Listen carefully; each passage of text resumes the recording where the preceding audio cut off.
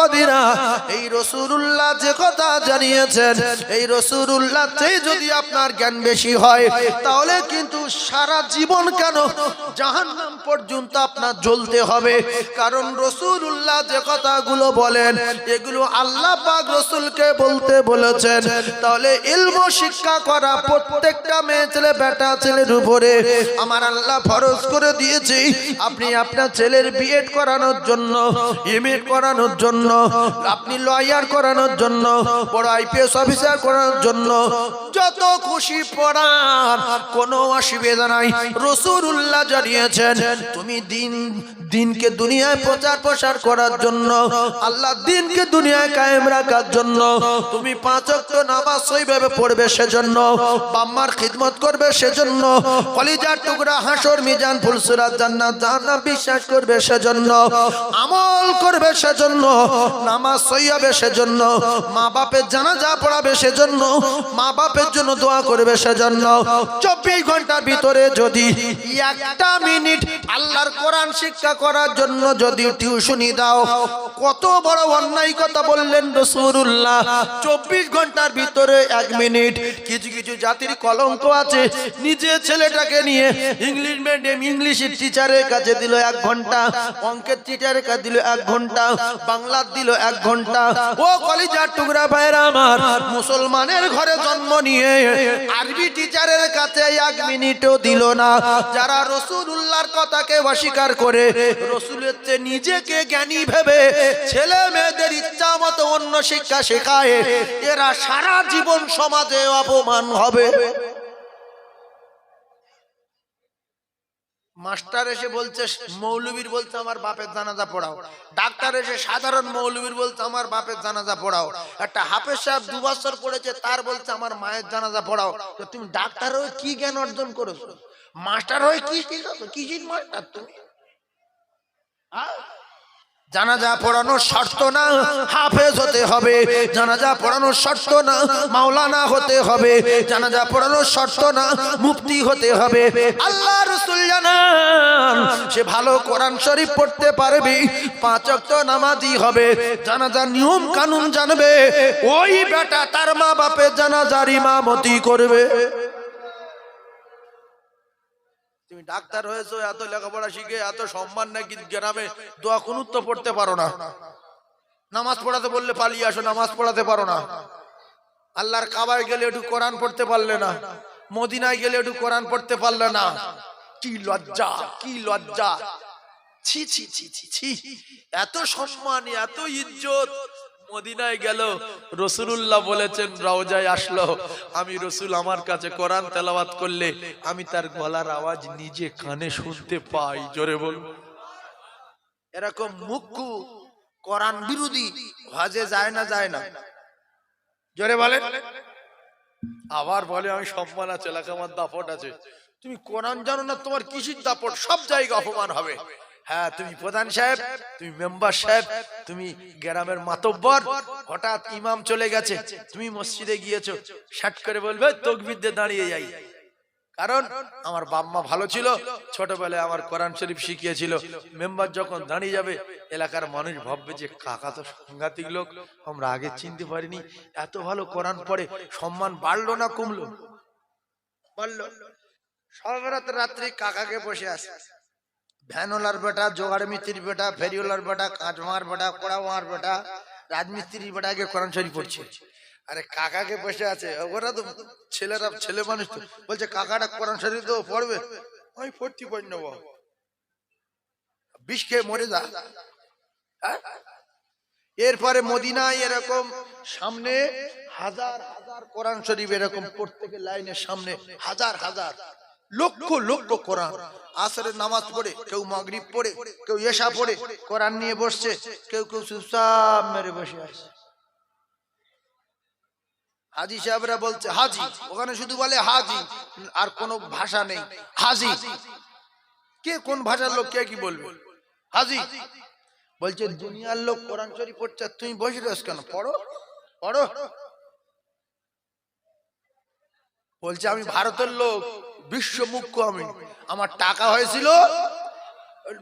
হয়েছিল, গ্রামের লোক চাপ দিচ্ছে, তাই ভাবে এই যে আমি কোরআন শরীফ পড়তে পারি। আরবের লোক ভাবে যে কোরআন জানে না, কি রে কে মুসলমান কোরআন জানবে না? কোরআন যদি না শিখেছেন মৃত্যু পর্যন্ত আপনার নামাজ হবে না, যেখান যাবেন ঠেলা খাবেন। হটকাট আমি আমি আমি আপনাদের রঘুনাথপুরে এসেছি, এসে একটা খুব শুটশাট পরা খুব ভালো হাই ফাই লোকের বলছি, বাবু নামাজ পড়তেছেন? হ্যাঁ। তাই দোয়া কুনুতটা বলুন দেখি। ও তখন কি ছক খাটাচ্ছে যে আমি তো সহিভাবে বলতে পারবো না, ওজন নাশ করি। তুমি আমার চেনো? আমার চেনো কে আমি? তা তুমি কে? দোয়া কুনুত বলো তুমি কে? মানে রাস করে বংশের পরিচয় দিয়ে আমার বুড়িকে দেবে।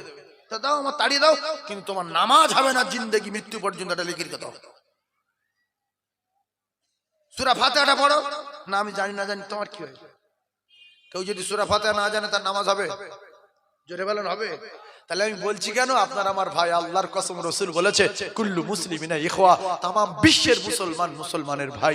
আমার একজন ভাই কোরআন বিহীন জাহান্নামে যাবে, আমি যদি তার বলি আর সে যদি এটা মেনে নেয় যে প্রত্যেক কদমে 1 বছরের সওয়াব হবে, ফেরেশতারা পায়ের তলায় ডানা বিছিয়ে দেবে, পিপিলিকা দোয়া করবে, মাছেরা দোয়া করবে, এছাড়া तमाम পৃথিবীর যত আমল আর ইবাদত আছে নাম্বার 1 আমি হয়ে যাব, আমি যদি কোরআনের সঙ্গে একটু সম্পর্ক রাখি, একটু পরিবর্তন হয়ে যায়। জোরে বলুন না সুবহানাল্লাহ। এই যে প্লাস্টিক, এতে এখন কেউ শিগনি বুঝছে, কেউ খৈনি ডলে ফেলছে, কেউ পা দিয়ে ডলছে, কেউ পেশাব করবে, কেউ ড্রেনে ফেলে দিয়েছে, কেউ প্লাস্টিক পায়খানা করে ওয়ালে খালে চেলে ফেলে দিয়েছে, কেউ পেশাব করছে প্লাস্টিক পেশাবখানা চট দিয়ে ঘিরে রেখেছে। এখন সব প্লাস্টিক গুলো গুড়িয়ে যদি এক জায়গায় করে বস্তা ভর্তি করে আর একটু প্লাস্টিক যেখানে গালায় ওই জায়গায় নিয়ে যদি বলা হয় ভাই গোটা কুড়ি রেল কাঠ তৈরি করে দে, ওতে আর কেউ পা দেবে? কেন পা দেবে না? কেন? আজকের যার মারাচ্ছি কাল তার পা দেবো না কেন? জায়গাটা বলেন, বেরিন খাইটে বলেন। আজকের যাতে পায়খানা করছি, যাতে পেশাব করছি, বসে আছি, লাথি মারছি, কালকের এতে পা দেব না কেন? জায়গা পরিবর্তন করেছে, মেন জায়গায় চলে গেছে, তাই সম্মান পৃথিবীর 1 নম্বর হয়ে গেছে। এখন মাস্টারের চুমা খাবে, ডাক্তারের চুমা খাবে, এমপি চুমা খাবে, এমএলএ চুমা খাবে। আর যদি 500 কোটি টাকা দিয়ে বলা হয় যে রেল কাটে পা তুলে দে, তাহলে হয়তো 1 জন দিতে পারে যে হ্যাঁ 500 টাকা দাও পা দিচ্ছি। দেবে কেউ? দেবে? বলবে 1000 টাকা দিলে দেবো না, কারণ ও কালকের যা ছিল ছিল, আজকের পরিবর্তন হয়ে গেছে, আর ওতে পা দেওয়া যাবে না, এইবারে শুধু চুমো দেওয়া যাবে। জোরে বলুন। আপনারা যদি পরিবর্তন হয়ে যান, আল্লাহর কসম একে রাতে সারা এলাকার লোক আপনার বুকে বুকে মিলবে। মাওলানা বলবে ভাই তুই এত পরিবর্তন হয়ে গেছিস, পরশু দিন তোর দেখেছি কি হাল, আজকের এই টুপি জামা আর কোরআন শরীফ পড়ছি, আল্লাহ তোর ভালো করুক। সালাম দেবে, প্রত্যেকে দাওয়াত করবে, বাড়ি নিয়ে যাবে, আর বলবে সত্যি মানুষ এরকম পরিবর্তন হয় দেখিনি, আল্লাহ ওর ভালো করুক। পরিবর্তন হলে সবাই ভালো বলবে না? বলবে।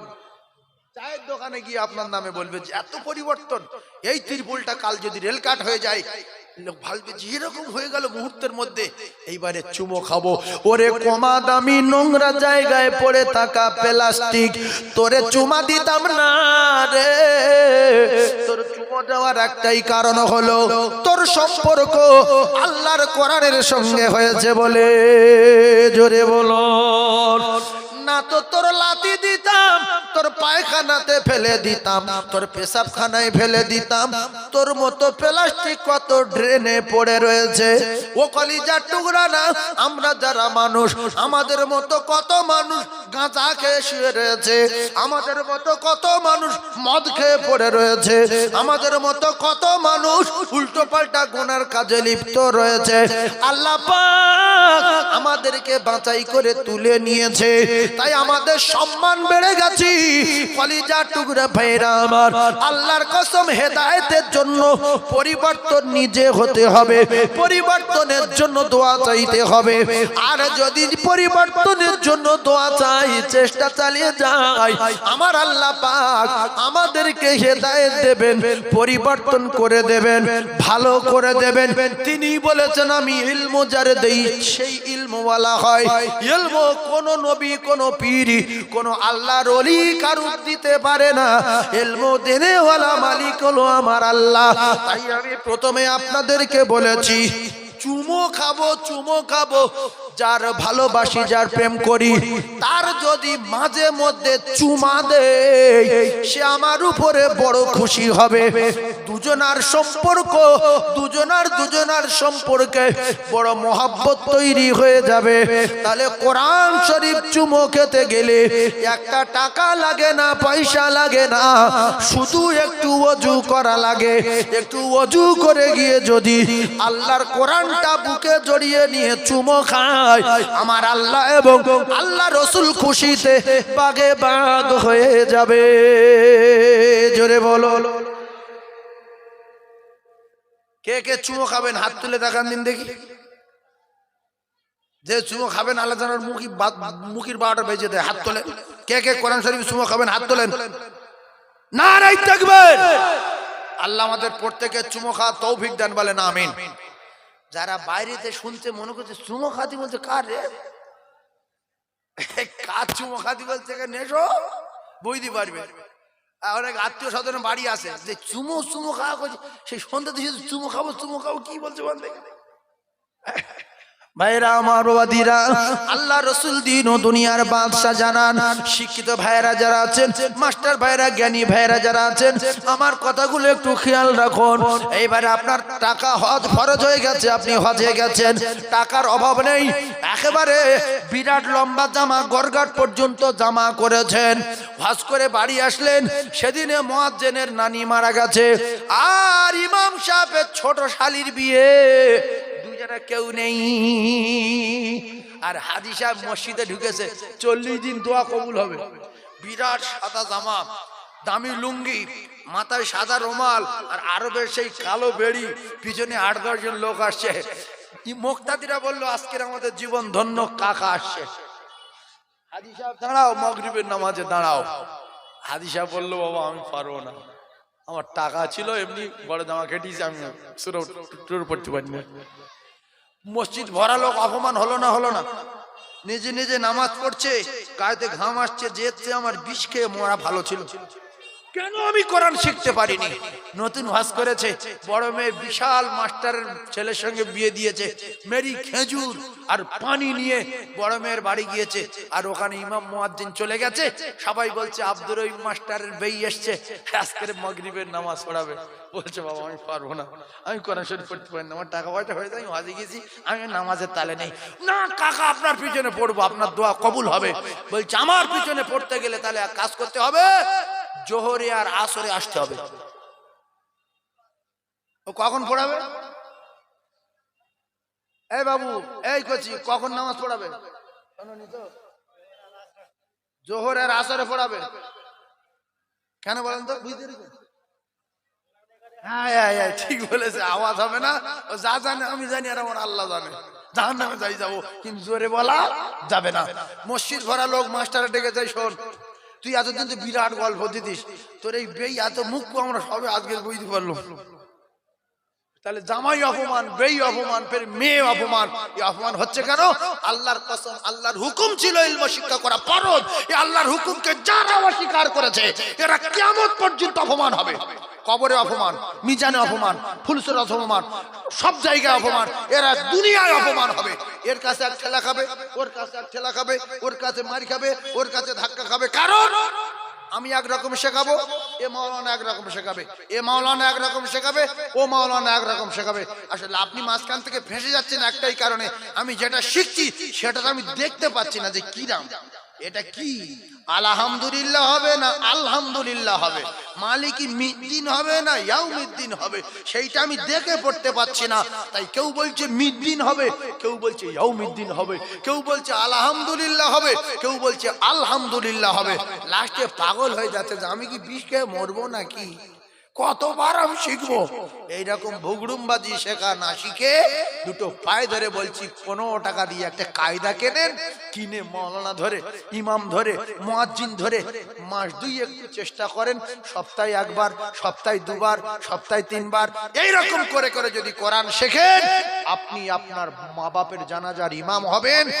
আর আল্লাহ পাক খুশি হয়ে আপনার মায়ের আর বাপের মাথায় সূর্যের চেয়ে জ্যোতির্ময় নূরের তাজ পরিয়ে দেবে। জোরে বলো, আরে জোরে বলো।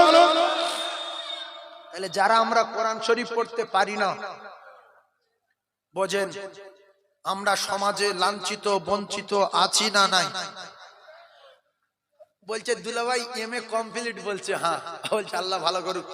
ছোট শালিটা মাদ্রাসায় পড়ে, এসে ওই কোরআন শরীফ নিয়ে বলছে দুলাভাই এখান থেকে একটু বলে দাও। বলছে আমি জানি না। ছোট শালির জ্ঞান কম, বলছো দুলাভাই কোরআন শরীফ পড়তে পার না, আমার পড়া বল দিতে পার না। তুমি বলছো বিরাট শিক্ষিত, কি হোক তক্ত বসি মাথা ঠোঁ এবারে ঘর ভিতরে। ছি ছি ছি ছি, যেটা বিনি পয়সায় শিখে নেওয়া যায়। এক ইমাম সাহেবের কাছে 1 মিনিট খায়রুকুম মান তাআল্লামাল কুরআন ওয়া আল্লামা, ফ্রি তো ফ্রি। কোরআন শরীফের যদি সম্মান দিতাম আমরা, সমাজের আলেমগুলো এত খুশি হতো, আল্লাহ এত খুশি হতো, এদের জানটা ঠান্ডা হতো। কোরআন শরীফ নোংরা কিতাব বলেও পড়িনি, বাচ্চাদেরকে পড়াইনি, যদিও কারুর পড়াই তো তাদের উপযুক্ত টিউশনি বেতন দেইনি, পয়সা দেইনি। আর ইংলিশ পড়ানোর জন্য যে মাস্টারের কাছে দিলাম সপ্তাহে 4 দিন 5000 টাকা। আর কোরআন শরীফ যদি বলা সপ্তাহে 4 দিন 200 টাকা, সঙ্গে সঙ্গে খাবার করে বাড়ি বাড়ি মারবে খানা। নোংরা জিনিস শিখবো, 200 টাকা শিখবো নি, বারো। আর ইংলিশে 4000 শিখবো। পৃথিবী যত মাদ্রাসা আছে কোন মাদ্রাসার ফি নেই 20,000, ভর্তি ফি 20,000 আছে। কিন্তু স্কুলে অনেক বড় বড় হোস্টেলে আপনি দেখবেন ইংলিশ মিডিয়ামে ফি নিচ্ছে 10,000, 15,000, 20,000, 30,000। ভর্তি ফি দেওয়ার পরে মাসে মাসে দিচ্ছে 15,000, 10,000, 12,000, 8,000, 20,000 মাসে মাসে দিচ্ছে। আর কোরআন শরীফের কারিয়ানা ভাবে পড়াবে, কোরআন শরীফের হাফেজ করাবে, এ বংশের 10 জন জাহান্নামীকে নিয়ে আল্লাহর কোরআনের হাফেজ জান্নাতে যাবে। মূর্খ পড়াইনি, এ জানে আমি যদি কোরআন পড়াই, হাফেজ করাই, আমার ছেলে আমার নিয়ে আল্লাহ জান্নাতে যাবে। আমি যদি আমার ছেলের এমএ করাই, কোরআন যদি না শেখাই, অন্তত ইংলিশ কবিতা পড়ে আমার গায়ে যদি মৃত্যুর সময় দুটো ফুঁক দেয়, অন্তত কিচ্ছু না হোক এই কষ্ট করে পড়ানোর বিনিময় মৃত্যুর সময় আমার আযাবটা ডবল হবে। আপনি এমএ করেছেন তো আলহামদুলিল্লাহ, বিএড করেছেন আলহামদুলিল্লাহ, আপনি সঙ্গে কোরআন শরীফটা শিখিয়ে দেন। যে এইটা তোর জীবনের আলো, এইটা তোর জীবনের নূর, এইটা তোর সঙ্গের সাথী, এটাই তোর গোরের বাতি, আমি তো শিখিয়ে দিয়েছি। একটা অন্ধ লোকের ধরে নিয়ে এই রাস্তায় গ্রামে যত বাথরুমের পায়খানা আছে সব তুলে উঁচু করে ফেলে দেবেন, এতটা উঁচু করে, 2 ইঞ্চি উঁচু করে। আর একটা অন্ধ লোকের ওই পায়খানার উপর দিয়ে টেনে নিয়ে যাবেন। আর অন্ধ লোক বলছে বাবা মাঝে মাঝে স্লিপ হচ্ছে কেন বাবা? অন্ধ লোকটা বলছে যে টেনে নিয়ে যাচ্ছে, আর বলছে বাবা মাঝে মাঝে স্লিপ হচ্ছে কেন বাবা? তো বলছে এই রাস্তার নতুন কাজ হচ্ছে তো পাঁক ফেলা হয়েছে। তো বলছে পাঁক থেকে গুড় মতো গাছ পড়ছে কেন? অন্ধ কিন্তু নাক ভালো। বলছে পাঁকের গ্যাস সাইডে বাচ্চারা পায়খানা করেছে, রাস্তায় সব নতুন পাঁক ফেলেছে। তো ও বিশ্বাস করবে না যে পাঁক ফেলেছে? হ্যাঁ না বলে? ওর তো চোখ নেই। আর যদি চোখ আলাদা করে গুরু বলতে টেনলে আতো, যদি বলতো পাঁক ফেলেছে, একেবারে ওর বাপের নাম ভুলে দেবেন। উচ্চ বা ভালো করে বোঝার চেষ্টা করুন। মাধ্যমিক পাশ করেছে, চোখ নাই, তাই মদ খাওয়া ধরেছে, আসে না নাই? আসে না নাই? বিএ পাশ করেছে, চোখ নাই, গাঁজা খাওয়া ধরেছে। বিএড কমপ্লিট করেছে, চাকরি নাই, উল্টো পাল্টা বিয়ারা কাজ কারবারে লিপ্ত হয়ে গেছে। টেনশনে আমার চাকরি নাই, আমার চাকরি নাই, আমি এত পাস, এমএ পাস, আমি বিএ পাস, আমি বিএড কমপ্লিট করলাম, চাকরি নাই। একটা মাওলানা হয়েছে 10 বছর পরে, এর ভিতরে লাইট আছে, আল্লাহর কসম নূর আছে, জ্যোতি আছে। এ জীবনে মদকে রাস্তায় ঘুরতে দেখবেন না, এ লাইট মেরে দেখে নেবে যে এটা হালাল না হারাম, এটা মদ না সুদ, এটা কি।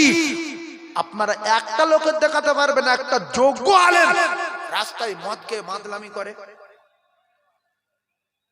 কিন্তু ওই 10 বছর পরে মাধ্যমিক পাশ করেছে, মাধ্যমিক পাশ ছেলে মদকে রাস্তায় ঘুরে নজির আছে না নাই?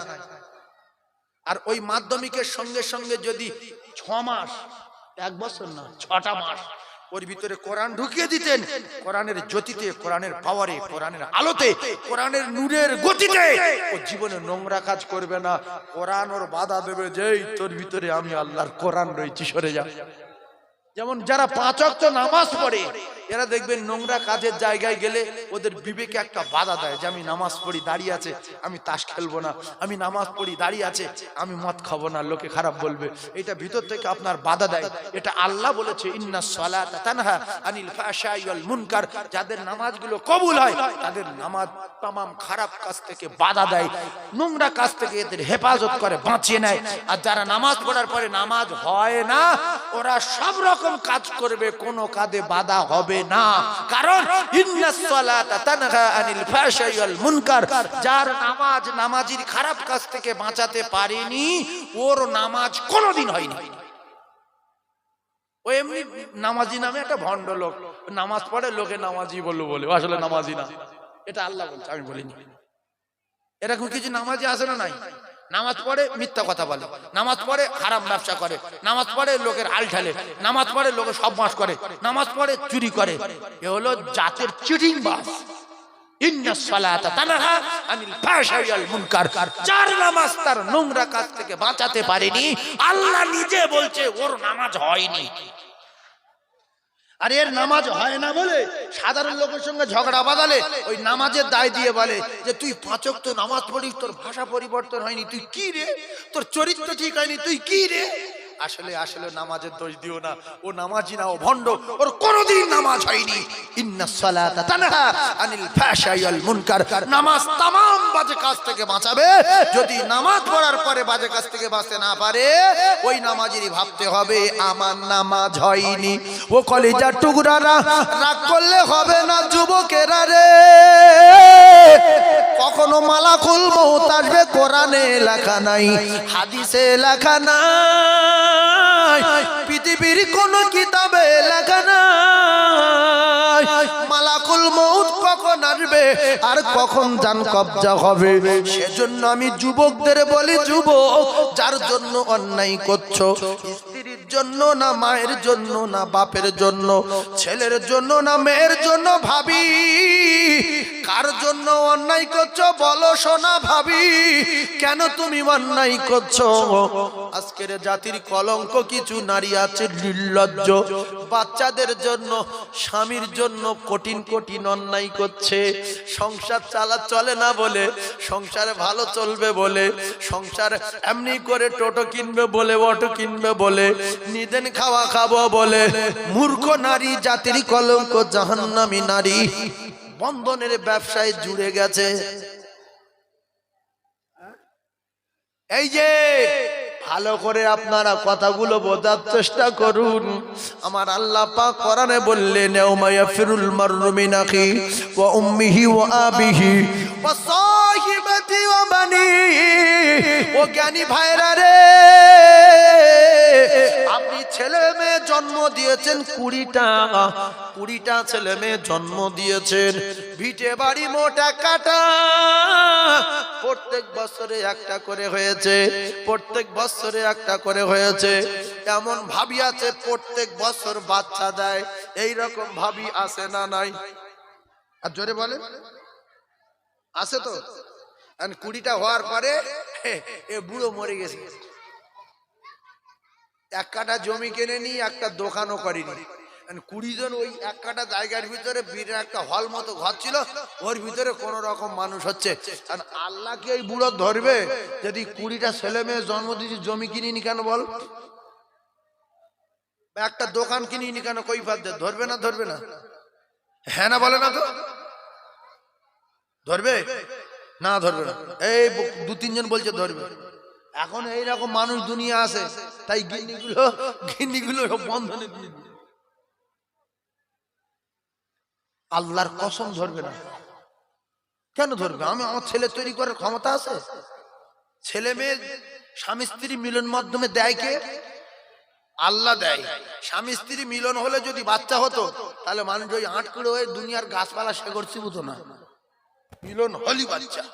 যাদের বাচ্চা হয় না, কে কি না বলছে, তুই এ কর, খিরি গাছের গোড়ার যে মূল সাদা শিকড়টা ওইটা বেটে 3 দিন খাবে, ও খেয়েছে।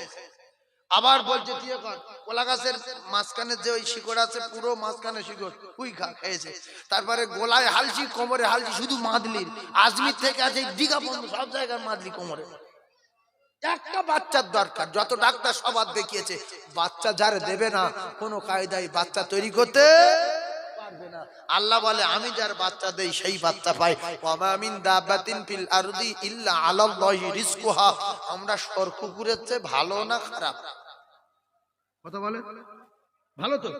আমার আল্লাহ পাক কোরআনে কারীমের ভিতরে জানালেন তাম পৃথিবী যত আমার সৃষ্টি আছে আমি আল্লাহ পাক দায়িত্ব নিয়েছি, প্রত্যেকের খাওয়ানোর মালিক আমি আল্লাহ, প্রত্যেকের রিজকের জিম্মা আমি আল্লাহ আমার। আমরা যদি কুকুরের চেয়ে ভালো হই, গরুর চেয়ে ভালো হই, পশুর চেয়ে ভালো হই, পিপিলিকার চেয়ে ভালো হই, তামাম মখলুকের চেয়ে ভালো হই, তাহলে আল্লাহ পাক যদি বাঘের খোরাক দিতে পারে জঙ্গলে, সাপের খোরাক দিতে পারে জঙ্গলে, হরিণের খোরাক দিতে পারে জঙ্গলে, ও কলিজার টুকরারা, কুকুরের প্যান কার্ড নেই, গরুর ব্যাংকের বই নেই, ওদের ব্যাংকে টাকা রাখা নেই, ওরা যদি দুনিয়ার জমিনে হদ্দ খাওয়া খেয়ে বেঁচে থাকতে পারে, আর মুসলমানের ঘরে জন্ম নিয়ে প্যান কার্ড, এটিএম কার্ড, অমুক কার্ড, ব্যাংকে টাকা রেখে তবু এদের আশা মেটে না, খাবার দালায় গুগুড়ে খাচ্ছে মানুষের বা ঘরে জন্ম নিয়ে।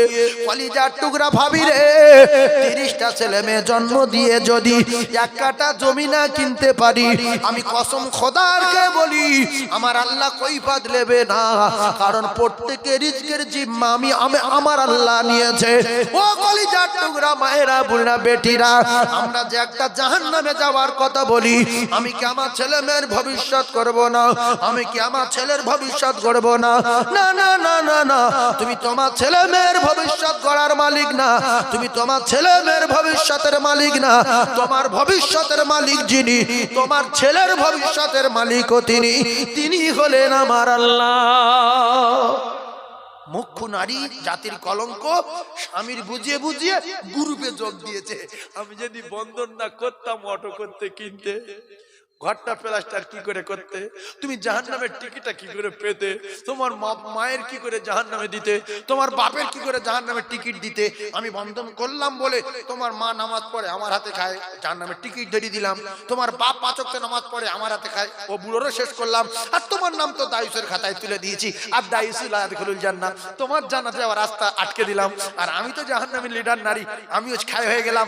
আর আমার পেটে যে কটা ছেলে মেয়ে হবে সব কটা হারাম রক্তই তৈরি হবে, আর ছেলে মেয়েও নষ্ট করে দিলাম। এই জন্য রাসূলুল্লাহ বলেছেন যাদের পেটে সন্তান আসে তাদের খানা বিরাট চেক করে খেতে হয়, আল্লাহর কসম। কারণ ওই খানা খাওয়ার পরে যে রক্তটা হয়, ওই রক্তটা বাচ্চার নাভি, মায়ের নাভিটা রক্ত নাভি একটা আছে মায়েদের, ওই নাভিটা কেটে বাচ্চার নাভি জুড়ে দেওয়া হয়।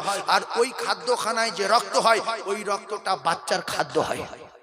লক্ষ্মীকান্তপুর এলাকায়, নাম ধরে বলছি, লক্ষ্মীকান্তপুর এলাকায় এতগুলো মিডিয়া ওরা সব শুনছে, শোনো, গ্রামটা নাম আমার ঠিক মনে নেই। তো ওখানে আমি ওয়াজ করে বেরিয়ে আসলাম, এই সাইজের বাচ্চাগুলো আমার সঙ্গে হেঁটে আসছে 8 থেকে 10 জন। আমার সঙ্গে কে কে ছিল? মাওলানা নজরুল ইসলাম ছিল কালিকাতলা, আমি ছিলাম, আমার ড্রাইভার ছিল, আমরা 3 জন আছি। তো বলছে এত লং রাস্তা গাড়ি ছাড়বো, তা কাজ করিয়া ওদের বললাম এই কোন দোকানে চা ভালো হয় রে? বলছে এই মোড়ে মাথার দোকানে বিশাল চা। বলছে হুজুর আমরা আপনার পাগল, যেখানে ওয়াজ হয় তোরা চলে যাস। বলছে হ্যাঁ হুজুর এই টিম। এবারে বাচ্চা ছেলে যে জ্ঞান কম তার প্রমাণ দেখেন। এই জন্য ওদের মাথায় সেই মানে ওদের চিন্তা ভাবনা সেটাই নেই যে হুজুর রয়েছে আমরা কি করে বিড়ি কিনি।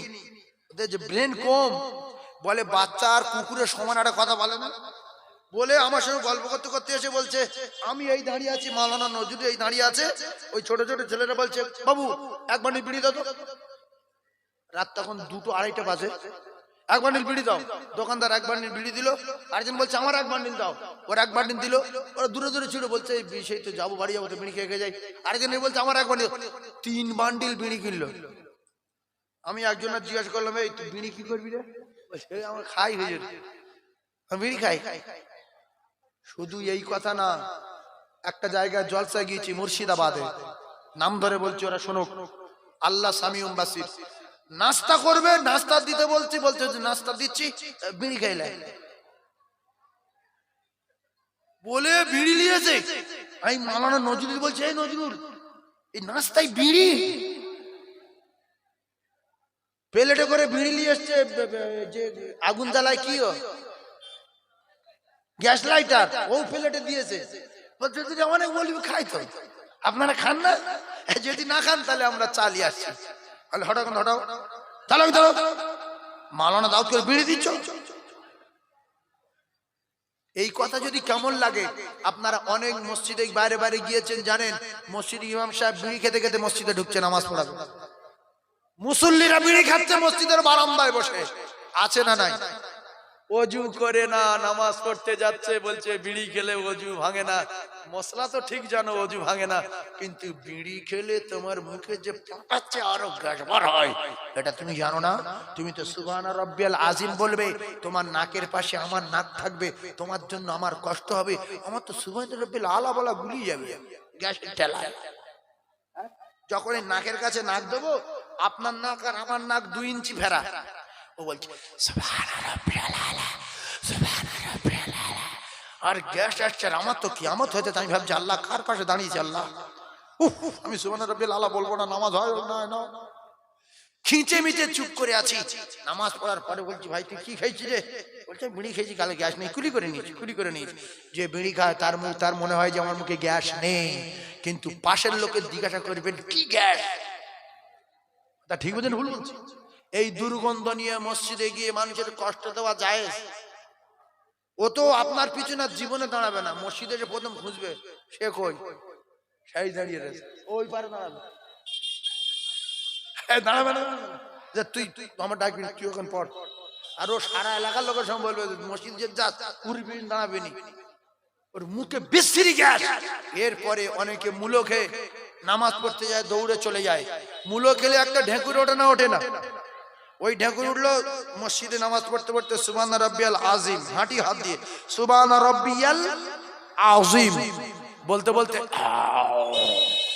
ইস, কেমন শুরু হয়ে গেল মসজিদে, যে কি খেলো রে ভাই। নামাজিদের কষ্ট হবে না? হবে না।